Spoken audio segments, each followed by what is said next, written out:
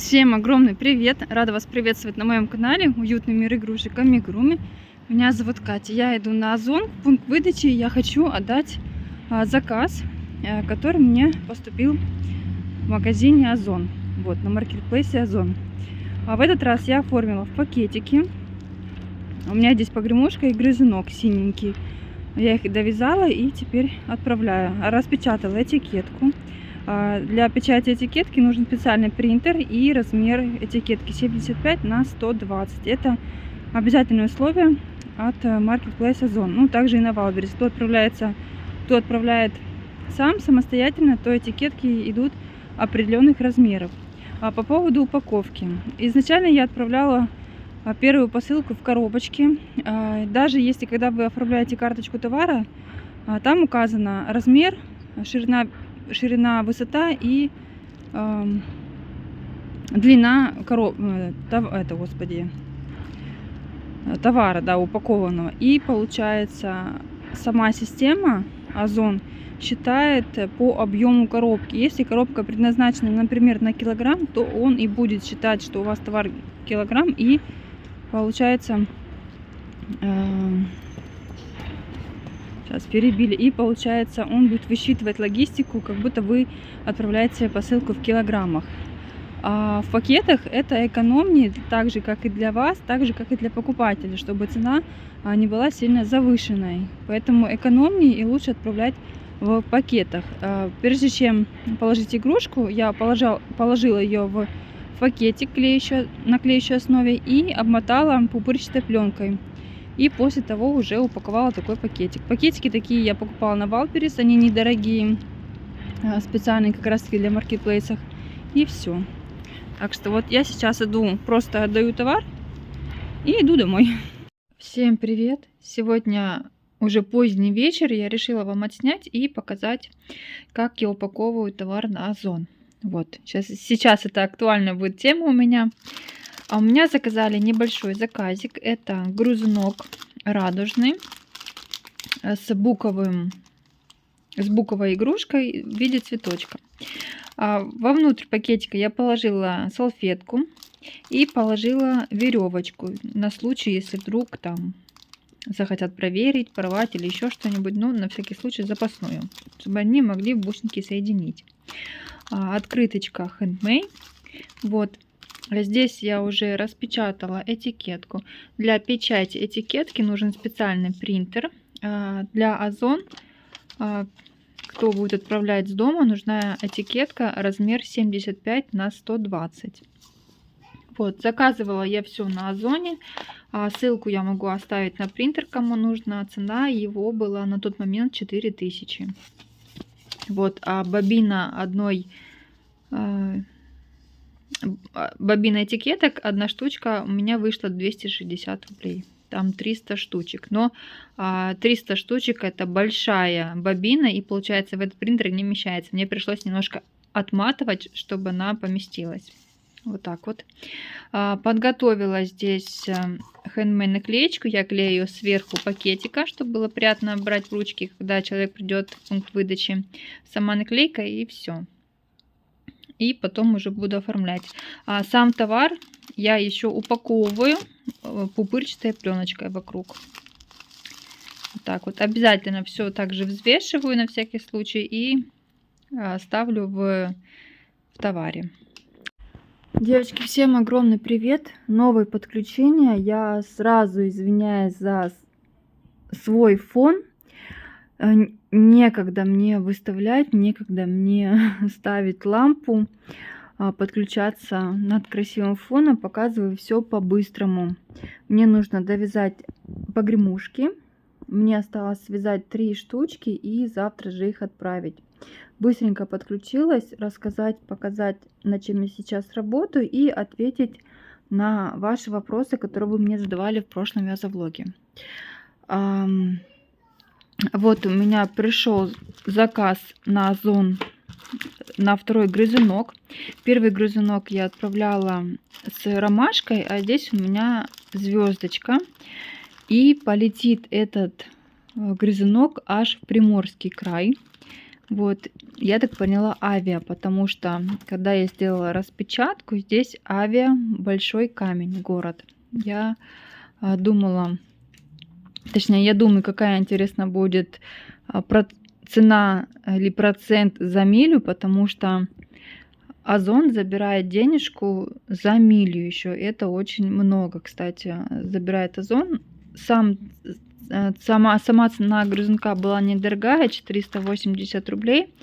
Я просто сделала 2 штучки, то что у меня были 2 грузинка вот этих деревянных, и как бы продать и посмотреть, как вообще, ну вот, все пытаюсь изучать еще. Полностью еще не могу сказать, что знаю все, что внутри находится площадки, но потихонечку изучаю. Спрашивали, сколько забирает процент с продажи игрушек. Вот. Именно продажи игрушек Озон забирает 10%. Помимо 10%, Озон забирает за логистику процент и за милю. Помимо еще за drop-off, за оформление, что человек оплачивал онлайн. В общем, грубо говоря, 25%, 23-25% уходит в Озон с общей стоимости товара. Например, у меня был заказ на 1590 рублей. Набор я связала от голубенького зайчика и погремушки, и мне в начисление пришло 1190, так как заказ этот был отправлен в Москву. То есть, видите, за милю у меня забрали много. А второй такой же заказ был отправлен у меня по Краснодару, и миля у меня была маленькая. Поэтому здесь тоже все зависит. А здесь аж полетит в Приморский край на Авиа. Я даже не знаю, сколько заберется, потому что стоимости 480 рублей стоял. Ну, надо будет тоже посмотреть, изучить всю эту программу. Как бы не все так просто, как кажется. Люди продают, и все устраивает. Нет, везде есть свои подводные камни. Я, кстати, дозакупила еще можжевеловых бусин. У меня есть что вам показать интересного, новенького.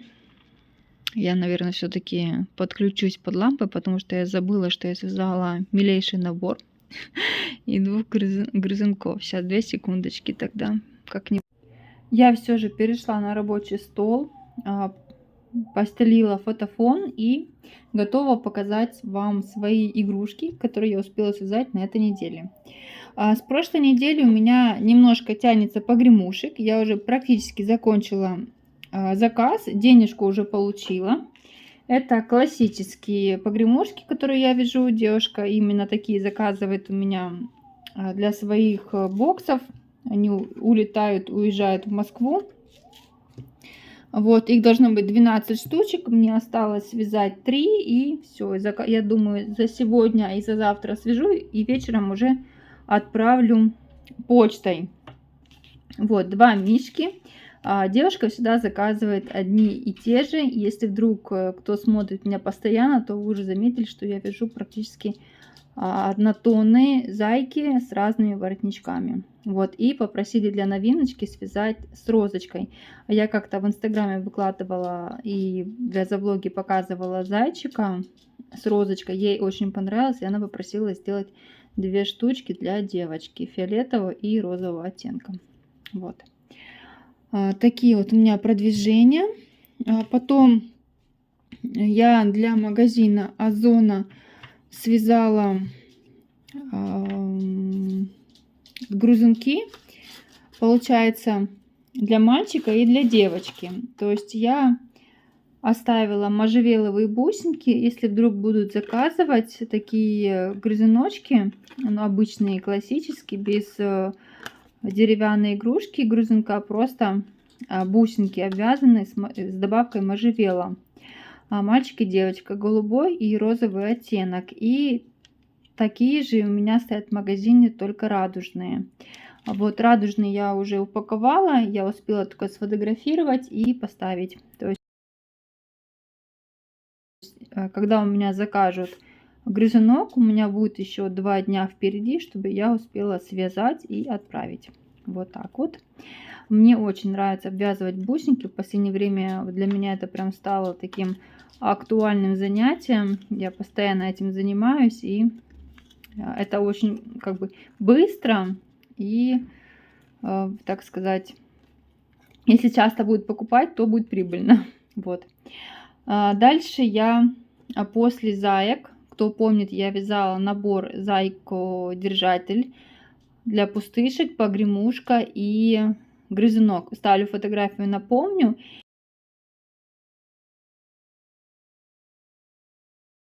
И как раз таки я сейчас работаю над мастер-классом держатель для пустышек.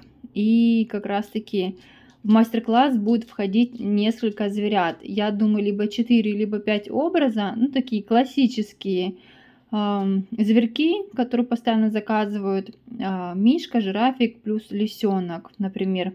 По мишке можно будет связать пандочку, по лисенку можно будет связать енотика, но это уже как будет у кого-то как будут заказы или по желанию. Ну, у меня будет такие 4 или 5 зверька. Давайте я вам покажу, что успела. В инстаграме я уже выставляла, на Яндекс.Дзен я тоже выставила фотографии. Пришло много комментариев о нежности этого набора. Мне он тоже очень нравится. Единственное, что я как-то голову набила, что она у меня получилась какая-то вытянутая, а не широкая. Но все равно тоже мне очень нравится, как получается. Здесь помимо треугольничков вышила еще такие зелененькие штучки в стиле рококо. Листочки, розочки. Тоже много погремушек вижу с добавлением розочек именно на оленят. И это очень круто смотрится. Решила тоже связать такой наборчик. Так вот. Дальше идет у нас грызуночек. Грызуночек тоже сделала в таких вот оттенках и связала нежную розовую розу. Честно говоря, у меня не было нежного оттенка, чтобы обвязать бусинки, и пришлось как-то симпровизировать и добавить сюда розочку вместо, например, грызунка. То есть тоже очень красиво и нежно смотрится. И, наконец-то же, сам держатель. Вот мой держатель. По мастер-классу зайки, туловище, голова все идентично, юбочка, ручки, только меняется в общем сама мордочка. Вот так вот выглядит олененок. Они очень похожи с погремушкой, так сказать, чтобы полностью был похож набор и в оттенках. Вот, мне очень нравится этот набор. Он действительно получился очень нежным и красивым. Так вот. Мне поступали несколько комментариев, даже и вопросы, не сильно ли громоздко будет смотреться этот держатель это для пустышки. У меня задумка была и держатель для пустышки, и также, чтобы этот держатель играл роль игрушки для малыша. То есть здесь сами бусинки, которые можно перебирать, вот эти вот штучки тоже я повесила, чтобы малыш мог перебирать своими пальчиками и играться с размерами бусинками, понимать, где больше, где меньше, да, как бы развивать свою моторику ручек. И также на игрушки. Здесь очень много маленьких деталек, что можно смотреть, перебирать, держаться. В общем, цеплять не обязательно в районе шеи, да, как некоторые держатели есть, которые тоненькие. Его можно прицепить чуть-чуть пониже, в районе пузика, например. Здесь достаточно длинная веревочка, чтобы соска была возле малыша, ну, либо приближенная. Вот. Задумка у меня как бы игровой держатель для пустышки. Вот так вот. Вот такие вот у меня продвижения. Что я хочу сказать вам по поводу Озона. Поступали вопросы, почему я выбрала Озон, а не Валберес. Ну, я думаю, кто вообще задумался о магазине и уже наводили, наверное, справки и смотрели, что Валберес сделал платную регистрацию. Это 30 тысяч нужно внести взнос, чтобы открыть магазин. Поэтому такие деньги я тратить не хочу. И остается, конечно же, Озон. Вот. Как открыть магазин на Озоне, тоже был вопрос.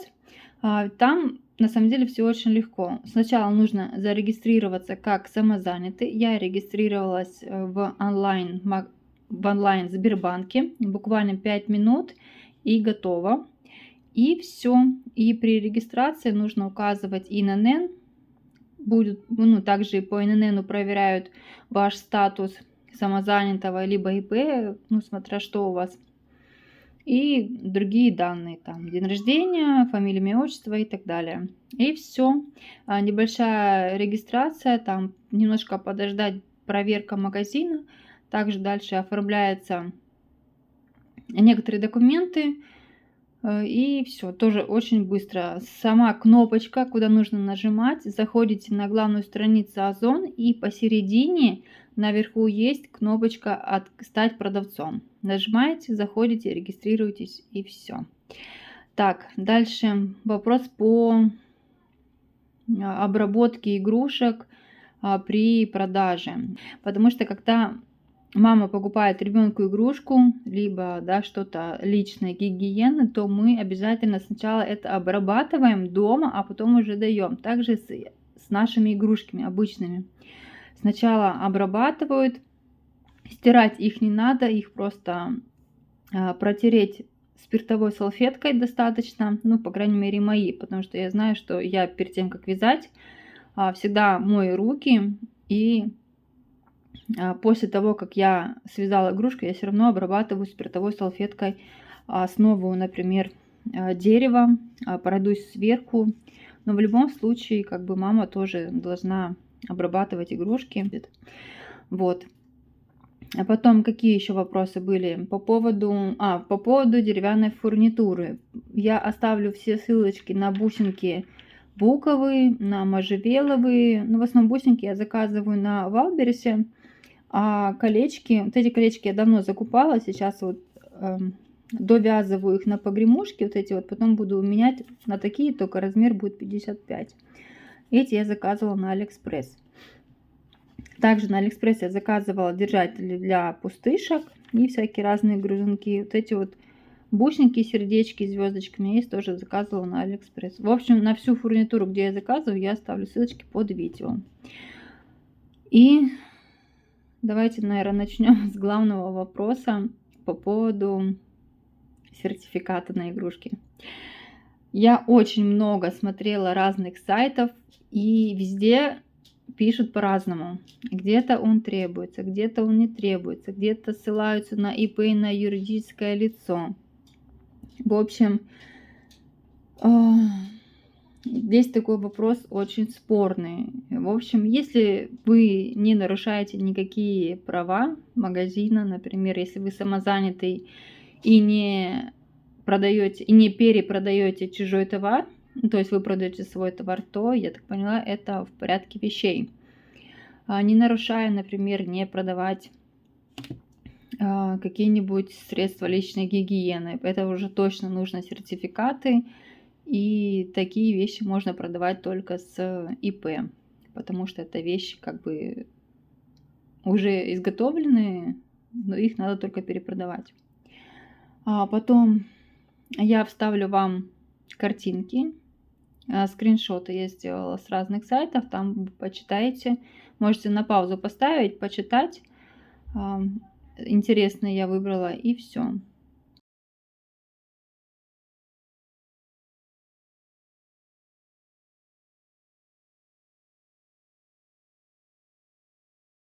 Лучше, конечно же, начать продавать самому, чем смотреть, наблюдать за другими людьми, которые продают свой товар на маркетплейсах, на том же Валбересе, кто успели зарегистрироваться, либо на Озоне. Потому что много людей самозанятых продают свой готовый товар, свои вязаные игрушки, погремушки, грызунки, всякие разные детские изделия. Поэтому чем хуже мы, почему бы нам тоже не попробовать. Тем, что самозанятый, конечно же, не может вязать 100 игрушек в неделю. То есть это фабричные в основном. На фабриках изготавливают много игрушек, и, естественно, там нужен сертификат качества и сертификат, точнее, документ ИП. А мы самозанятые, простые люди, вяжем, продаем и радуемся о своих продажах. Вот.